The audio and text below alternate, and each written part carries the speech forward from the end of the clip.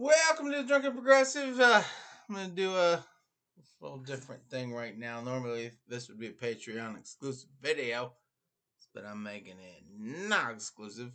Y'all might not know this, but a fucking bear served in the fucking Polish army in World War II, and I think it's fucking sweet. And that's not all. Um, that's all. No, it's not all. I think it should be a fucking movie. I think. And I don't know why it's taking so fucking long. Because, I have an idea. Don't get your computer at Walmart. Even if they try to have sex with you. Just be like, no, I won't do it.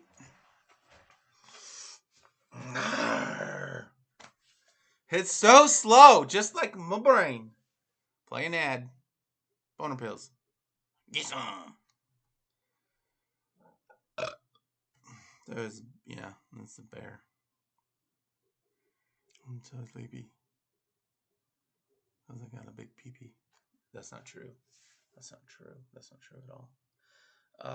I'm just tired because I had to do this 3 times. Spooky. Oh my god. Go! Thanks, buddy. Freaks and horrors and shit.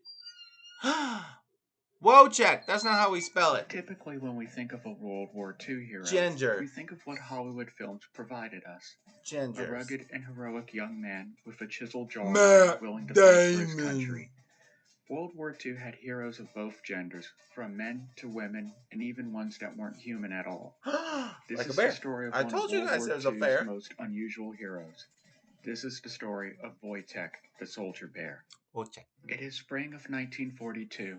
The U.S. and 25 other countries have signed a united declaration against the Axis powers, and U.S. automobile factories have switched from commercial to war production.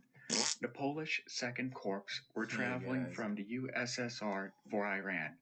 It is here in the town of Hamadan that the soldiers encountered a young boy who had discovered an orphaned bear cub. The Polish soldiers were so enamored with the young bear cub that they purchased gave him him a from cigarette in exchange for some food and supplies. In order for the bear cub to be allowed to travel with the soldiers and receive food rations, he was officially enlisted as a soldier in the Polish army with the rank of private. His name was Wojtek, a Polish name meaning joyous soldier. Wojtek traveled with the company through the Middle East to Palestine, where Wojtek joined the 22nd Artillery Supply Company of Poland. Wojtek grew up in the company of soldiers around him as his handlers. The bear was seen as a mascot of the company and would accompany them everywhere as they went, and soldiers shared the rations with the bear even though he had his own assigned to him. Newly enlisted soldiers were often challenged to wrestle the bear, with bets being placed on who the victor would be. But Wojtek always won. Despite the bear's immense strength and size advantage, he never harmed his Polish soldiers. The bear was rewarded often by the company with wine and beer, which became his favorite drink.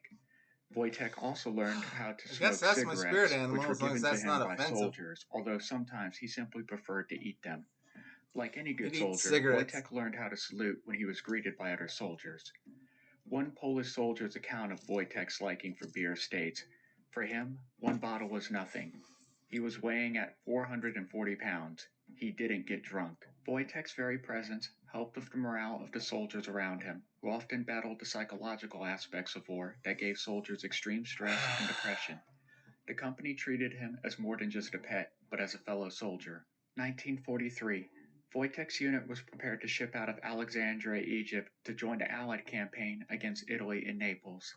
The bear had grown quickly during this time, now over 6 feet tall and weighing in at over 485 pounds, a full adult Syrian brown bear. The bear slept with other soldiers in tents and was transported in a special wooden crate, although sometimes he preferred to ride in the front seat of trucks in the passenger seat, roaring at nearby civilians. This guy's English is pretty good, except he can't say the. He says duh. Also known as the Battle for Rome, was battle. one of the most costly battles for Allied forces.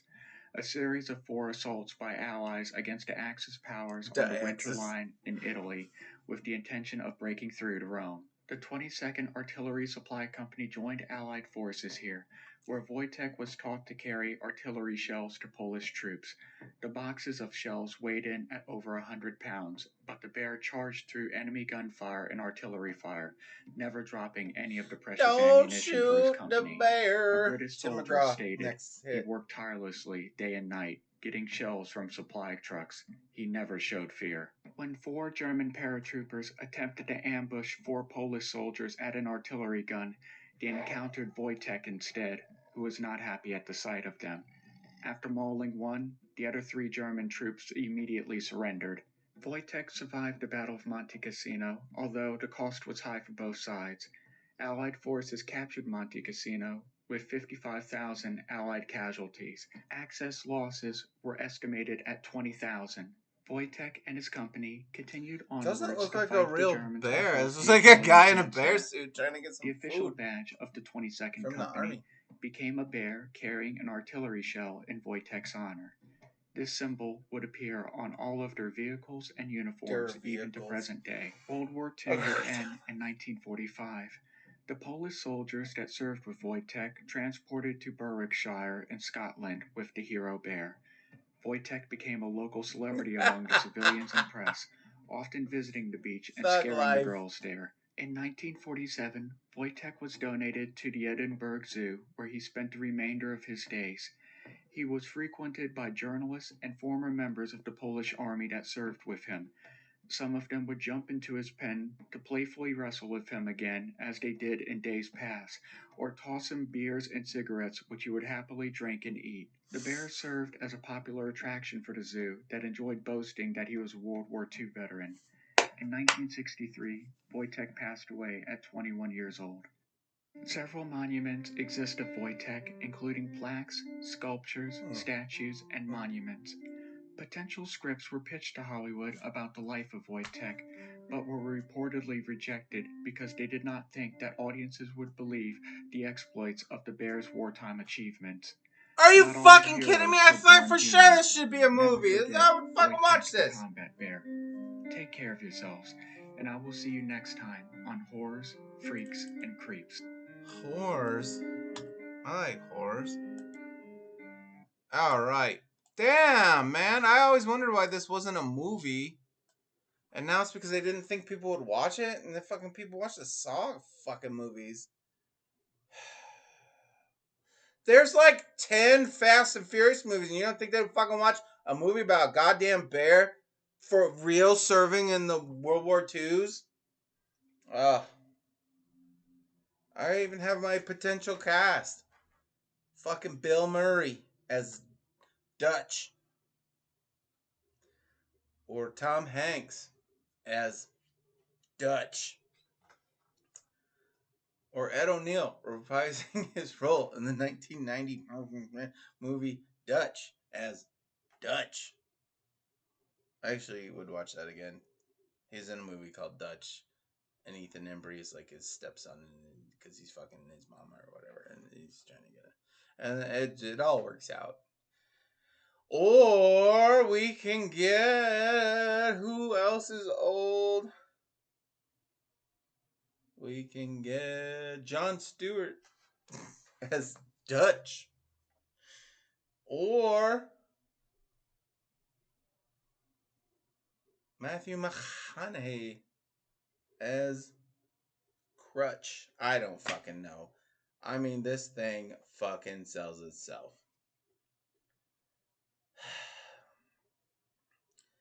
Hollywood, activate. You make nothing but reboots and remakes and sequels and prequels and just garbage. Can you make me a goddamn Private Wojtek movie with Bill Murray or Tom Hanks as Dutch? Golly! We like to have fun here on this dumb thing that I do. Fart? Make that into a meme. I don't know. Goodbye.